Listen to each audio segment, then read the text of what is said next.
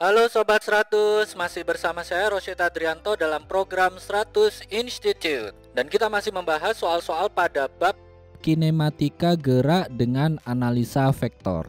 berikut ini ada soal bagaimana caranya menghitung jarak jatuh benda. Simak soalnya baik-baik ya. Jadi di sini diketahui sebuah benda dijatuhkan dari sebuah pesawat yang terbang mendatar dengan ketinggian 500 meter di atas tanah dengan kecepatan 300 meter per second. Keterangan berikutnya, gunakan percepatan gravitasi 10 meter per second kuadrat. Terus jika benda mengalami gerak parabola, pertanyaannya adalah, Sobat 100, tentukan jarak jatuhnya benda dilihat dari titik awal pesawat terbang tadi. Itu berapa meter? Oke Sobat 100, untuk mengerjakannya lihat ilustrasi gambar berikut ini.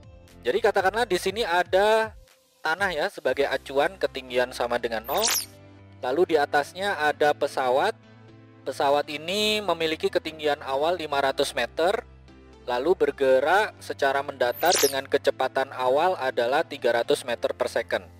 Agar Sobat 100 paham, ini saya beri tanda atau simbol V0x, artinya kecepatan awal pada arah sumbu X saja ya, yang sumbu Y-nya tidak ada. Jadi ini hanya bergerak mendatar. Kemudian pesawat ini menjatuhkan sebuah benda, katakanlah di sini benda jatuh karena ada pengaruh percepatan gravitasi bumi sebesar 10 meter per second kuadrat. Ini bendanya saya gambarkan batu ya. Jadi dia bergerak parabola seperti ini. Kemudian pertanyaannya adalah jarak jatuhnya itu berapa? Oke Sobat 100, bagaimana cara mengerjakannya? Pertama-tama Sobat 100 hitung dulu ya, waktu jatuhnya berapa. Jadi di sini ada syarat yang harus dipenuhi untuk benda bisa dikatakan jatuh.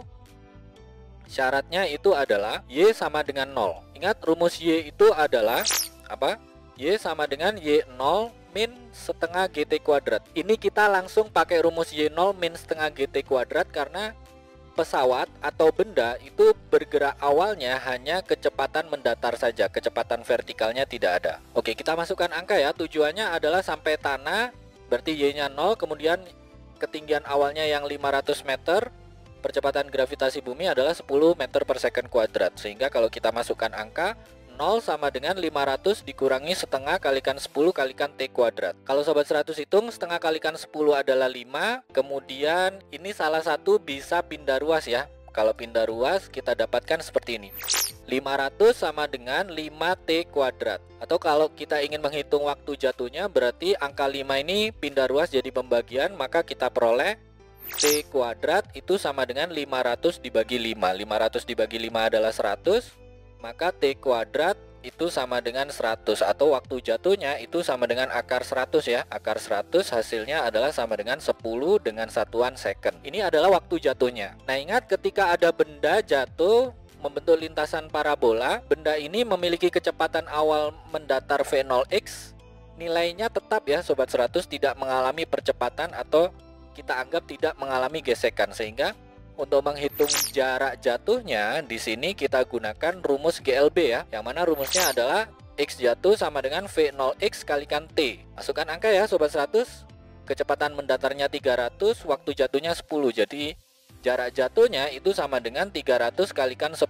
Ini sangat gampang sekali ya Sobat 100. 300 dikali 10 hasilnya adalah sama dengan 3000 meter. Ini jawabannya ya Sobat 100. Oke Sobat 100, sampai di sini bisa dipahami ya. Jadi ingat baik-baik, kalau di sini ada benda dijatuhkan dari sebuah pesawat, yang mana kecepatan awal benda itu sesuai dengan kecepatan pesawat secara mendatar, maka kalau ditanya jarak jatuh benda, Sobat 100 tidak bisa langsung hitung ya. Pertama Sobat 100 hitung itu adalah waktu jatuhnya.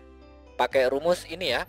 Y sama dengan Y0 min setengah GT kuadrat. Syarat jatuh itu di Y sama dengan 0. Sobat 100 masukkan angka, nanti ketemu waktu jatuh sekian second. Nah kalau waktu jatuhnya sudah dapat, Sobat 100 masukkan ke rumus GLB untuk menghitung jarak jatuh, yang mana jarak jatuh itu sama dengan V0x kalikan T. Kembali Sobat 100 masukkan angka yang sudah ada.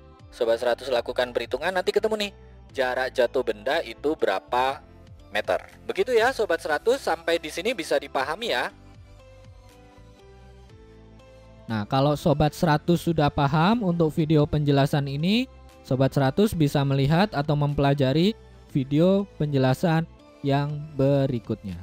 Lalu, untuk pertanyaan atau soal-soal berkaitan dengan mata pelajaran matematika, fisika, kimia, Mandarin atau English, Sobat 100 bisa tanyakan soalnya di aplikasi tanya jawab soal.